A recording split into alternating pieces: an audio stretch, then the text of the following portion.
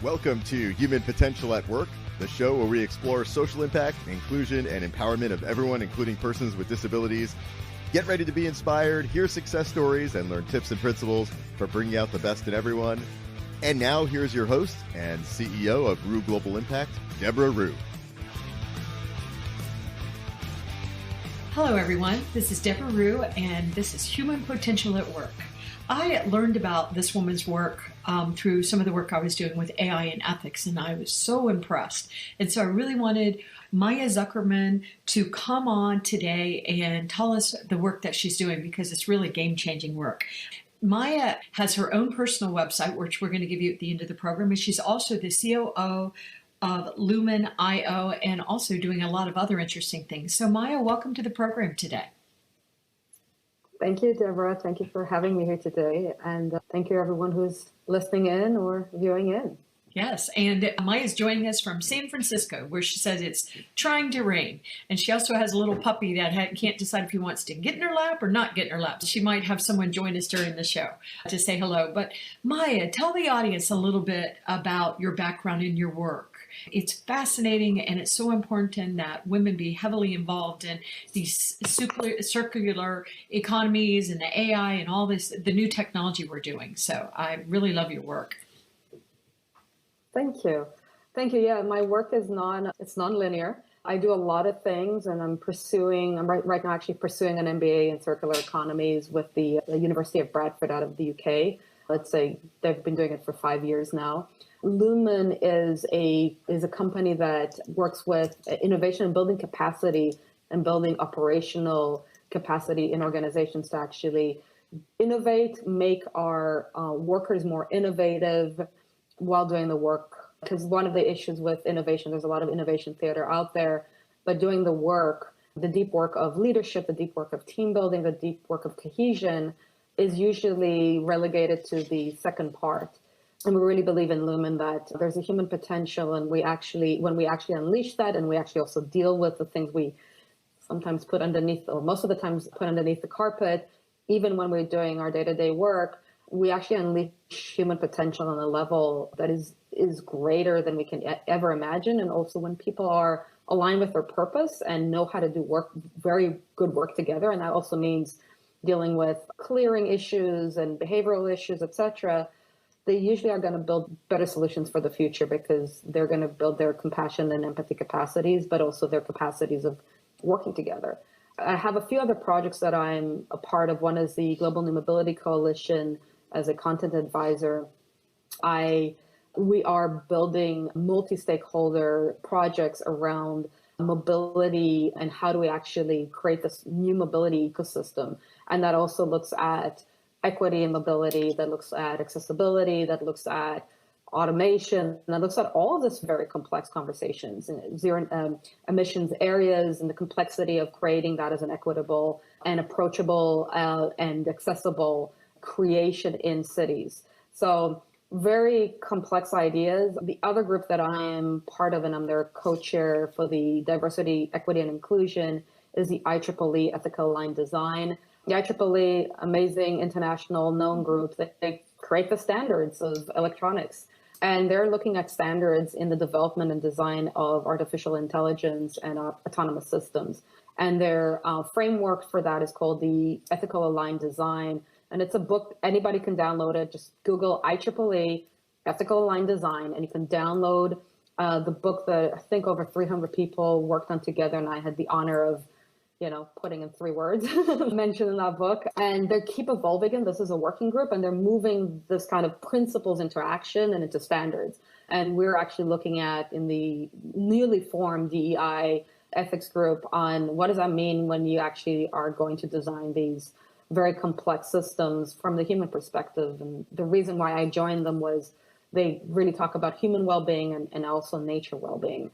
And a lot of times when you talk about AI and ethics, people start getting stuck with rights for robots, and great, but I'm actually more interested in human rights and nature rights before we give our new evolutionary offsprings the next level rights. So I get it, but I think there's so much more work to do with equity, inclusion, diversity, and even like how we objectify and also create division amongst humans and amongst a connection to nature. So a lot of my thoughts and work are around that. And it's an interesting thing to worry about the rights of artificial intelligence when really we don't really have artificial intelligence. We have deep learning and machine learning. There's maybe some of these robots, a couple of them but that is interesting because I'm with you. I think we should really focus on humanity and making sure we're included.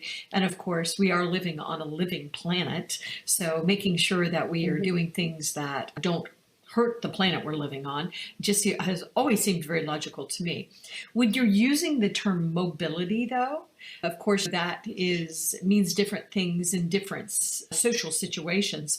I was wondering if you wouldn't just explore that, because a lot of my audience, of course, are individuals with disabilities, many that might have mobility issues. But do you mind just telling us a little bit from the lens that you're working using that terminology? Yeah, so new mobility is any kind of movement of goods and people. So that is inclusive of accessibility for people living with disabilities. And it's everything else. It's from micromobility, so those are accessibility to fleets like bicycles and the scooters and all these different things, to it's UAM, I think, the urban air mobility. So that's like where we're going, which that includes drone delivery, being able to access different areas. I actually had a wonderful conversation with a leader in the new mobility, zero emission area, kind of stakeholder groups. And one of the biggest conversations that we had was equity and accessibility and mobility. So it's not only equity in accessibility for people living with disabilities, but it's also equity for different people from diverse backgrounds, right. People who might not have access to technology, people who might not have access to the mobility. Yeah, so when I'm looking at mobility, it's very inclusive of every level, from autonomous to walking to accessibility. Yeah, and that's one reason why I wanted you to explain it, because I really do think your work is more robust than some of the other efforts using that terminology. Okay, so let me go back. Specifically with the Global New Mobility Coalition, this is mobility of every kind. This goes from micromobility, which is the fleets for bicycles, and these are stakeholder projects. So they're bringing in everybody, from the Ubers to the cities to commissioners, to everybody, to actually think through these very complex issues of accessibility and mobility, and how do they affect people, the movement of people and services and goods around a certain geography or multi-geographies. And I really appreciate you taking the time to explain that, because I think that many people would not realize that these efforts are going on. And the reality is we really are rethinking what it means to be included in society. And the work you're talking about is also about reducing the digital divide. That's a terminology we used to use a lot, but the reality is the digital divide has only continued to widen. And so I thought that's why when I heard about your work, I was really impressed with the work that you're doing. But I am curious, Maya, how did you get into this work? Oh, that's always a curious question. I just had another conversation an hour ago where I just find I'm very interested in complex issues, and I find myself either invited or asking myself questions and then going to see who is doing the work, and finding myself in rooms with these amazing human beings, asking myself how I got there. Yeah. And really it is the thirst for knowledge, and really the thirst for making a world that really serves everybody. There's a huge, just living in this 21st century with all the magnificent innovation and and then living in San Francisco, where people experiencing homelessness is something that's outside my house. And I live in a really nice house, and this is my own house, but we bought it. I have all these awesome privileges. And I think that comes with a responsibility. So that's how I get into these interesting things, because every time I try to, even back in the day, apply for quote unquote a regular job, it never works, because I'm really more interested in how do we do better as a society, as a civilization. And we're not, we're doing really badly. But whenever you're actually trying to solve these difficult questions, you find the people who are just wanting to do that as well, wanting to actually bring these solutions forward. And this is not the easy path, but I think for me, as some life worth living is at least being in the exploration of how do we make this world work for everybody faster and include everybody. And in my own biases, who am I not thinking about? Who am I forgetting? How do I actually learn about them? So that's how I get to this work. And right now it's a bit of a patchwork, but it's okay. And I'm back in school. So I get to be both a student and kind of investigating my next path and my next jump to really thinking holistically about solving these problems. And again, circular economy is, if we don't bring in the human factor and diversity and equity and inclusion, it doesn't work. I agree. I mean, you have to bring them in the right way as well. I see people bringing them in, but they don't join the conversations in the way that the rest of the participants can really understand what they're talking about, which is why I also appreciate your work. And I know that it's very important that we develop economies and technologies are more inclusive, and a lot of work you're doing with that. What more can be done? Because it seems that if you don't like the way the world works for people today, which I don't often like what I see, the people that are being disenfranchised and left out, how do we create a world that works better for everyone? And I think the way we do it is we make sure that our work is inclusive for everyone, which is why, once again, I'm impressed with the work you're doing. But how do we develop economies and technologies that are really inclusive to everyone? It starts with the design and beginning. Like you start with the end in mind. I think the issue that, and it's actually changing. Like the good news is it's changing is that before we just went out and developed stuff with no empathy research. We're not actually thinking about bias and inclusion without training our designers. Yes, it is still a tall order that for everything designed and developed, especially with these new technologies that everybody's in the room, that's going to be an impossibility.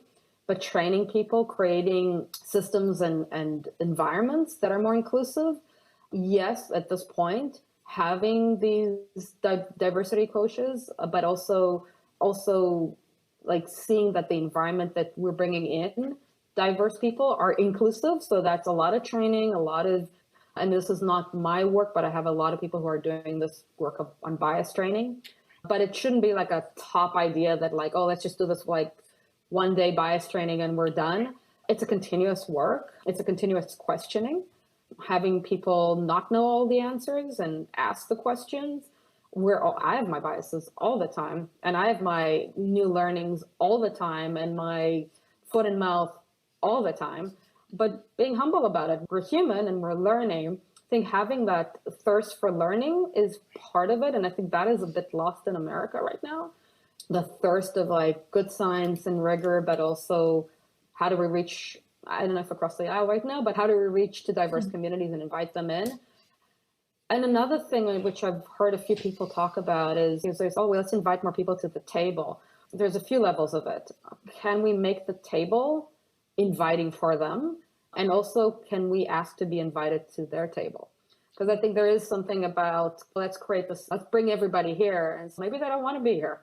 Maybe we need to go out of our way to experience what other people are doing, what our diverse people are doing, and come into their environment so we get to learn by context. I think the issue in the way that the technology is developed, a lot of it is, not all of it, but there is that fable of the young developers building and engineers building in a kind of smaller rooms. Now everybody's at home and they don't have the context of somebody else's life and who they're building for. And it's funny. Literally outside, a Waymo autonomous vehicle just passed by. It's very San Francisco.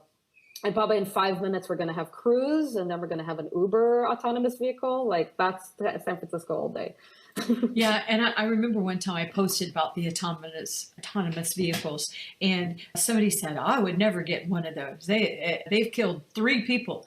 And I said, the autonomous vehicles are going to add so much value to people with disabilities and people that are aging to disabilities that can't drive, like my daughter, and now, unfortunately, like my husband. And 1 million people a year get killed on our roads all over the world, 1 million people in car accidents.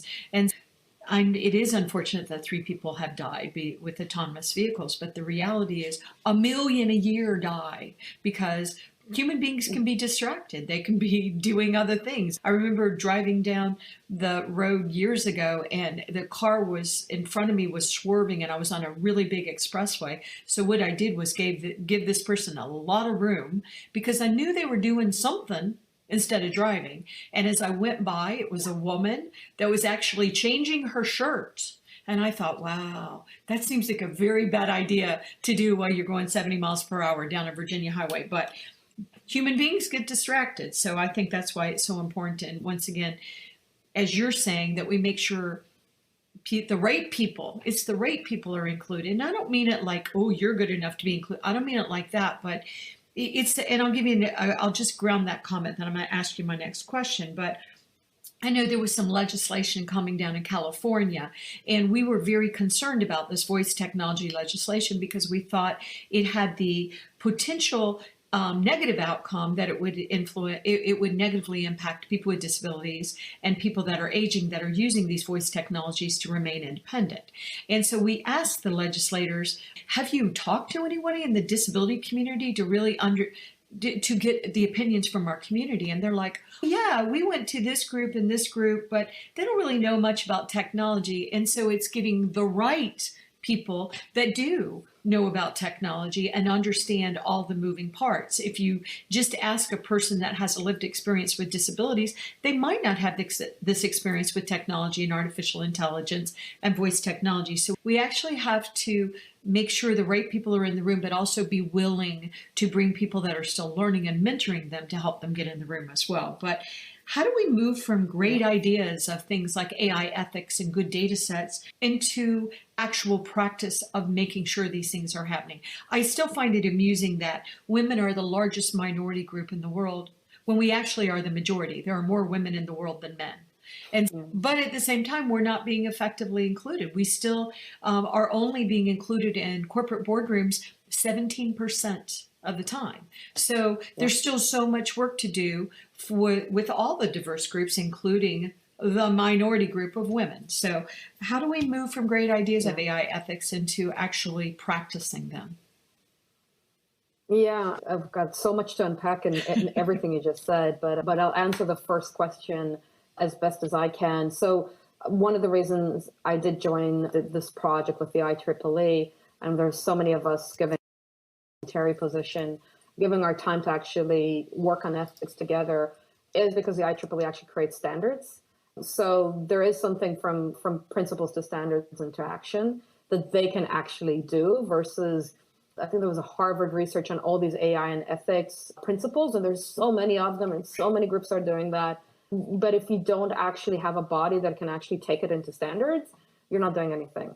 So I think standards, and you talked about policy, the importance of an engaged citizenry in America in the past 4 years. If you weren't engaged, you weren't paying attention, it's people power. We and women have actually done, and women, people of color, have done unbelievable work in organization and organizing and pushing. And I know within the people living with disabilities, if it wasn't for amazing organizers, these policies wouldn't have been changed. So I think it's getting involved and making sure this goes into policy. So taking great ideas and then seeing what is the policy that needs to change that can actually implement them. There are ways of doing policy change. One of the groups that I'm involved a little bit here, because I wish I had more time, and 24 hours are not enough. But my other deep concern, of course, is climate, and that's where the circular economy is part of it. I'm also Al Gore has this leadership core, and their focus is changing policy. And so they do working groups and they actually change policy. These are just concerned citizens, and they work on very specific things. So I think really is the way we implement them is a multi-pronged way. This is not one way, but policy is one of them. Standards is the other. Regulations, I don't think there are regulations that are bad, but trying to regulate a woman's body. That's bad. I agree. But regulations on, like, we know that, for instance, regulations on cities and on sidewalks, the fact that every sidewalk is accessible by either wheelchair or a woman pushing a baby stroller. That is a regulation. Like, every sidewalk needs to have that. So, I think looking around and actually supporting specific innovations that actually can change into something that can actually really help people. Accessibility on computers. So I've got dyslexia, and for me to read a book is horrendous. I listen and view all my books. It's amazing. I used to actually hide that. I love Audible. And until I read a lot of research on people living with dyslexia and different ways of us learning, and some of us are more audio and video based, and it's okay. There's nothing wrong with that. I literally listen, and I listen fast because listening slow numbs my brain. Accessibility is something that works for me as well. Yes, and I find that as well. I would much rather listen to a story. I absorb it much better by listening to it. And I don't know if that ties into my ADHD, but it's interesting right now. I am so behind, but I'm trying to speak text instead of typing them because I'm a really fast typer. And I'm realizing that I don't do an as effective message when I'm trying to audio it or speak it than I do when I'm typing, because I'm using different parts of my brain. So it's important for us to understand how our brains work. It's also important to realize that a lot of us don't know how our brains work. When I'm a woman of a certain age now, I'm over 60, and when I was a little girl, we no girls were being diagnosed as ADHD or ADD, I think we were calling it at the time. It was only the boys, and it was only the hyper boys. But I was constantly in trouble when I was in school because they're like, you say one more word, Deborah. Ugh. Now, luckily, I get to be paid to talk, but it was gave my teachers some heartburns. But so how do we create societies that, beyond just focusing on growth, but really looking at making it just for all people and really regenerative? How you've talked about some of the ways that we have to do it with legislation and policies and inclusion, but do you want to add a little bit more to that? Because I think it's important, and like you said, we need to be just to our earth as well, since we're living on her. Yeah. Just a thought. This is a big one. This is the big question of our times. And it is, I wrote an article that was part of the fourth part of a 4th series on my Medium, and is called The Great Becoming. And it's a question, it's literally a philosophical question of, like, who are we becoming as a species? And really remembering that this is like, how do we become more of a regenerative society? Is we forgot, that we belong to each other and that we belong to the earth. Yes. Like, we literally forgot. It's a deep philosophical conversation, I know, but it's literally what happened. And because of that, we forgot where we came from, and so we don't know where we're going. So when people have forgotten where they come from, and in living in America, I was born and raised in Israel, where we actually have an ancient connection to land, I see the disconnect when you are so disconnected from land. Not that Israel is good with pollution and the way they're treating the neighbors or anything. There is this disconnect between, like, where we come from. So I think that's where we start. And in that article, I also created a slight change to the Sustainable Development Goals model from the United Nations. And I added a spiral that was inspired by the Maori version of donut economics, because everything is, we've got all these like awesome circular models, but even our planet is not, it's not a cohesive one thing. It's open. If you actually look at the Vanderbilts and how they actually work with the Earth magnetics and all that, nothing is really circular. So actually opening that model a little bit, and my model starts, before we even start with the Sustainable Development Goals, it starts with one word, which is reconciliation. And it's on every level. For us to actually build the next anything without actually taking account of what we've done and using whatever frames, truth or reconciliation, repairers of the breach, the work of Reverend Barber, repairing the breach with the poor people, with people of color, with indigenous people, with the other ring that we've as humans have been doing. And then the reconciliation with the planet, because we've othered the planet. We created, there's a book called, I haven't read it, but The Making of Nature, or The Creation of Nature. Like, nature is this like separate thing, and we don't even have an understanding of this complex system we're living in. We're only starting to understand, and we have this hubris that we can control it all. Or we can leave and live on Mars, and it's going to be all okay. We're done with this planet. We destroyed this. Now we can go to Mars. We messed it up. Let's go somewhere else. Like, we're 100% adaptable to this planet. Captain Scott Kelly and the twin brothers, and both of them have been in space, can barely walk anymore after a year in space. So what are we even talking about? Yeah. He's probably it's probably shaved like 10 years out of his life. We don't know. And to even build a world that works, we need to do so much work to just repair and restore and reconcile what we've done and sit with it and work with it. And I think that is actually the interesting thing is, and we've all had that experience. Maybe we had a disagreement with somebody, a resentment we carried for years. And as soon as we actually repaired it with the person, everything became much easier and much faster. It's a really interesting experience, but we're really fearing, because we're fearing to look into that dark abyss of what has been done. And frankly, in this country, it's horrific. But not just in our country. That's how we do it. You're seeing it, and you're right. It's not just in this country, in the States. It's really hard looking to see what's. You're seeing people trying to stand up for their rights in Russia. You're seeing the Philippines. It's interesting to watch. And I know there are elections coming up in Syria, and they're very hopeful that they're going to be. The leaders are going to care about the people and the planet. I know that's so. Anyway, it's a ridiculous thing to even have to say, but how do we bridge the gap between, I know I'm asking you hard questions, but I will say the audience, she also passed me some of these hard questions. So I'm not just picking on her, but she's doing a great job answering them. But how do you bridge the gap between innovation to true implementation? And once again, you've been talking about that the entire time, but it really is, how do we really do that? Because we do a lot of talking right now. Yeah. This is something that I'm actually wanting to, my MBA is actually going to be about that, because it's exactly the bridge, and it's exactly some of the issue of being in the innovation theater of Silicon Valley for 17 years now, and seeing so much amazing innovation that's not necessary.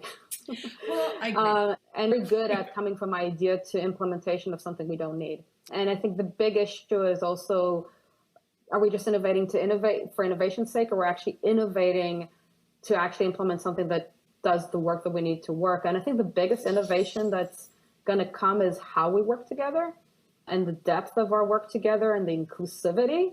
Because we know how to innovate. We're doing it all the time. The issue is we have all the innovators, we have all the money, we have all the talent to solve all of our planetary issues, yet we're still here. So I think the big thing that needs to be innovative on is how we implement better together ideas that are diverse and inclusive and equitable, because that's actually the missing link. It's not another technology. I'm talking to a water filtration company. Like the innovation there is unbelievable. Like solar is amazing. There's air mining now, yet we still value trees as wood and not as a full force, even though that's changing as well. So I think it really is. It's the innovation is not even just on implementation. It's on the mind shift and the behavior is where the innovation is.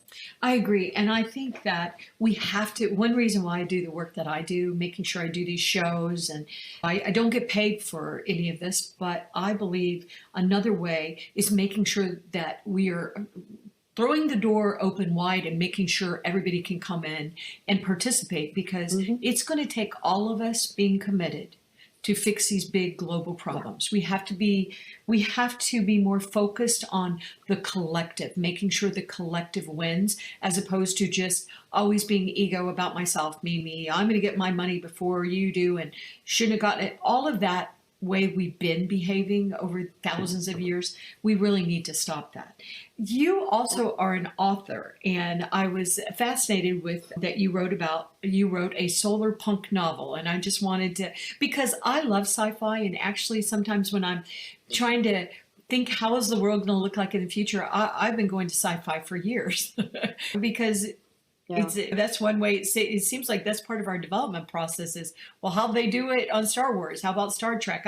I'm fascinated by sci-fi and how that it becomes realities for us. So I love that you wrote a book about Solarpunk. Will you tell us more about that? Yeah, so the book that hopefully one day we'll find a publisher. Been getting some awesome rejections, but that's part of the Keep process. going. Yeah. So Solarpunk is an interesting genre. It's been around for a few years, but I think it's been getting much more traction in the past 4 to 5 years. I think also because of political movements and also because of what is happening with the environment. Like we're in the climate crisis. Yes. It's not coming, it's here. Now we're there. Yeah, and it's also besides Star Trek, most of our sci-fi is dystopian. Really, even the new Star Trek is pretty dystopian. Yeah, and I adore it, but I think it's still pretty dystopian. I agree. Yeah, if you look at Expanse, it's very dystopian, and that's one of my favorites. That's one of the better ones. And Solarpunk is like the punk movement, which is interesting because just before the elections in 2016, I was at the Barcelona Contemporary Museum, and they had a retrospective about punk as a movement. And punk comes in moments where things need to be kicked badly. And if you hear a growl, it's my dog. And it came in the 70s and 80s, Cold War and all of these issues, Britain with a lot of their issues, their social issues.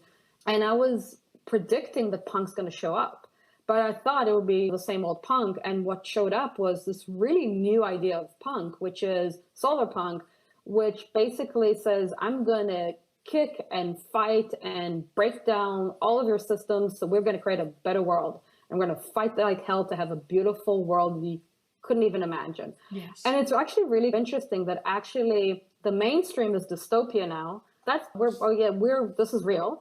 But actually the revolutionary kicking against the establishment is actually making the world work and making it beautiful and making it more with nature.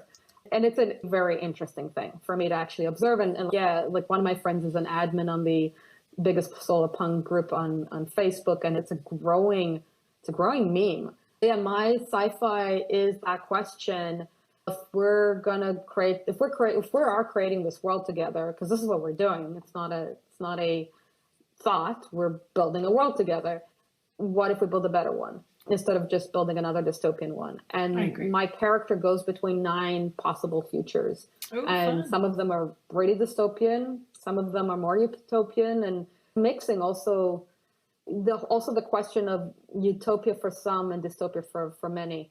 Which is actually what we have. We actually do live in a world that has both. I agree. I do live in San Francisco and enjoying the beautiful flowers and dog on my lap and the luxury of a conversation like this. This is luxury. Well, you're right. Where I have people, as I said, outside sleeping in tents. I've had an encampment outside my house, and that reality check. Yeah, that's what this book and what Solarpunk is about. Yeah, you keep trying because eventually somebody's going to say yes. And you see these great books, it happens all the time. Let me tell you, my 133 rejection letters I got, and then finally somebody said yes, and it's a huge success. I want to make sure that people know how to find out about your work, Maya. So do you mind letting us, I know you have a personal website, do you mind giving us that information and where you're on social media? And I really applaud the work you're doing. And I'm so honored that I got to feature you on the show today, because I think this is one way we also can help each other, is by making sure we are strengthening other people's voices as well, not just our own. Thank you. Easiest is to find me with my full name, mayazuckerman.com. I have a website with a lot of information and links to all my writing and all my work. It's chock full of information. You can sign up for my email. I occasionally send newsletters. Haven't been as good. Yeah, my footprint is on social media. There's a lot of breadcrumbs there. I'm also on Medium. On Medium, my publication is called The Regenerative Narrative. And I write a lot of thought pieces on the models that I'm seeing coming in, the narratives that need to come through, and also who's doing the amazing work. And one of the reasons why I'm doing my MBA is to do deeper research into that because I want to base everything in science and research and peer-reviewed information. I very much tend to, even though I have the more open-minded, scientific and non-scientific side of science fiction and speculation, I also like to bring back science as much as possible. I agree. Maya, thank you so much for your work. I'm fascinated with it. I'm going to start recommending you for more speaking engagements, even though I know you're speaking a lot. But I just really appreciate it because I believe it's going to take all of us thinking differently to really make a difference and make sure that the world works not just for us, but for everybody. Everybody. The child that was just born in India in a village that has a disability. Everybody. So thank you so much. And we'll make sure we provide the links so that you can find Maya. And hopefully she'll be announcing soon that her book will be for sale. Maya, thank you so much. And always special thanks to Doug Foresta behind the scenes that keeps us up and going, and to the wonderful audience that supports the show as well. So thanks, everybody. And thank you, Maya. Thank you. You've been listening to Human Potential at Work, brought to you by Rue Global Impact. Make sure to subscribe to the podcast on Google Podcasts, Apple Podcasts, or wherever you consume your audio. To learn more about Rue Global Impact and the services we provide, visit rueglobal.com. To learn more about how you can become a sponsor of Human Potential at Work, email David at rueglobal.com. That's David at rueglobal.com. Thanks so much for listening, and we'll be back next time with a new episode.